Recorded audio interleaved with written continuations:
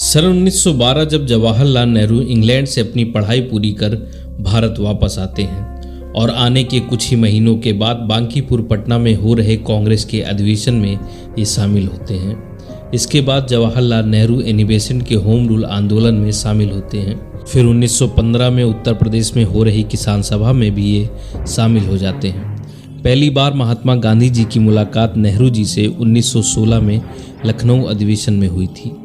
यहाँ नेहरू जी गांधी जी से काफ़ी प्रेरित होते हैं। इसके बाद गांधी जी द्वारा चलाए गए असहयोग आंदोलन में भी नेहरू जी हिस्सा लेते हैं और पहली बार हमें राष्ट्रीय स्तर पर नेहरू जी का संघर्ष देखने को मिलता है। और 1920 में ही इन्होंने उत्तर प्रदेश के प्रतापगढ़ जिले में पहली बार किसान आंदोलन भी किया था। असहयोग आंदोलन के दौरान ब्रिटिश सरकार द्वारा इन्हें कई बार जेल भी भेजा जाता है। सन 1923 में नेहरू जी भारतीय कांग्रेस समिति के महासचिव बनाए जाते हैं। इसके बाद 1928 के कांग्रेस अधिवेशन में नेहरू रिपोर्ट पर जोर दिया जाता है। इस रिपोर्ट में पूर्ण स्वराज की मांग की जाती है। पूर्ण स्वराज की मांग में जवाहरलाल नेहरू के साथ सुभाष चंद्र बोस भी थे।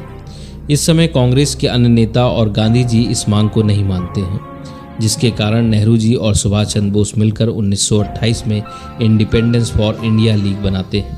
आखिरकार गांधी जी को इनके आगे झुकना पड़ता है और इसका परिणाम हमें देखने को मिलता है 1929 के लाहौर कांग्रेस अधिवेशन में, जहां नेहरू जी को कांग्रेस का अध्यक्ष बनाया जाता है। और इसी अधिवेशन में नेहरू जी पूर्ण स्वराज को कांग्रेस का मुख्य उद्देश्य कहते हैं और यहीं से कांग्रेस पार्टी में बदलाव देखने को मिलता है। 1930 से 1935 के बीच नेहरू जी को कई बार जेल भी जाना पड़ता है। 1929 से 1931 के बीच नेहरू जी की फंडामेंटल राइट्स और इकोनॉमिक रेजोल्यूशन का एक ड्राफ्ट भी तैयार करते हैं, जिसे 1931 के कराची अधिवेशन में पेश किया जाता है। इस ड्राफ्ट में इनके समाज के प्रति विचार भी देखने को मिलते हैं। नेहरू जी 1937 में एक बार फिर कांग्रेस के फैजपुर अधिवेशन में अध्यक्ष बनते हैं। कांग्रेस का ये ग्रामीण क्षेत्र में होने वाला प्रथम अधिवेशन था। यहाँ किसानों पर अधिक जोर दिया गया था, जहाँ उनकी कृषि और सिंचाई, किसानों के लगान और जैसी समस्याओं पर बात की गई थी। इसके अलावा इसी अधिवेशन में पहली बार संविधान सभा बनाने की भी मांग रखी गई थी। सन 1937 में नेहरू जी की अध्यक्षता में चुनाव होते हैं और 11 में से 8 प्रांतों में कांग्रेस की सरकार बनती है। इसके बाद 1939 में दूसरा विश्व युद्ध प्रारंभ हो जाता है और ब्रिटिश सरकार द्वारा जबरदस्ती भारतीयों को युद्ध में ढकेलने के कारण कांग्रेस रिजाइन कर देती है। नेहरू जी इस समय दुविधा में थे।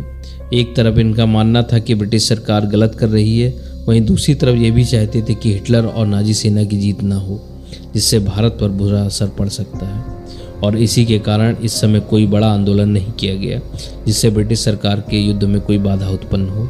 और 1940 में गांधी जी एक सत्याग्रह करते हैं। इस आंदोलन में इनके साथ नेहरू जी, विनोबा भावे भी थे। इस सत्याग्रह का मुख्य उद्देश्य दूसरे विश्व युद्ध में भारतीयों को ढकेलने के विरोध में था। 31 अक्टूबर 1940 को एक बार फिर नेहरू जी को गिरफ्तार कर लिया जाता है। फिर दिसंबर 1941 में इन्हें जेल से छोड़ दिया जाता है। ये एक ऐसा समय था जब गांधी जी और नेहरू जी के बीच बहुत अच्छे संबंध हो चुके थे। इसके बाद 1942 में क्रिप्स मिशन भी रद्द कर दिया जाता है और एक बार फिर आंदोलन शुरू होता है। इसी दौरान फिर से एक बार नेहरू जी और अन्य नेताओं को गिरफ्तार कर अहमदनगर किले में रखा जाता है और जनवरी 1945 को जेल से रिहा कर दिया जाता है। और इसी दौरान सुभाष चंद्र बोस की सेना INS पर ब्रिटिश सरकार देशद्रोह का मुकदमा चला रही थी। इस केस पर पूरे देश की नज़रें टिकी थी। तभी जवाहरलाल नेहरू इन सैनिकों के पक्ष में सामने आए और इसके बाद नेहरू जी की लोकप्रियता लोगों के बीच में बढ़ती चली गई।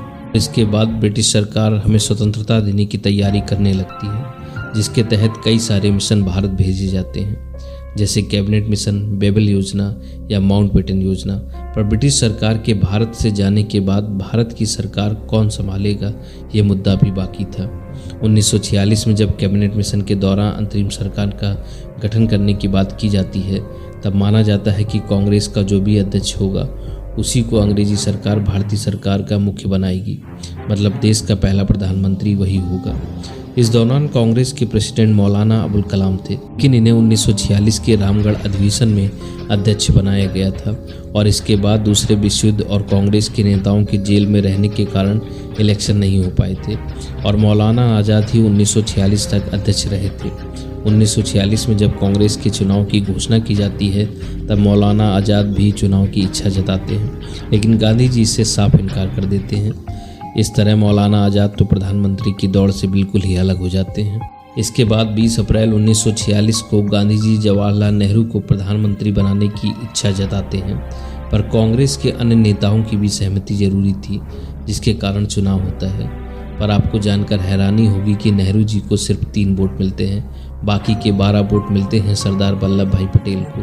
लेकिन गांधी जी को लगता था कि शायद ऐसा वक्त है जब भारत की बागडोर यंग हाथों में हो, जिसके कारण नेहरू जी को देश का प्रथम प्रधानमंत्री बनाया जाता है और सरदार वल्लभ भाई पटेल को गृह मंत्री बनाया जाता है। मिलते हैं नए वीडियो के साथ, तब तक के लिए धन्यवाद।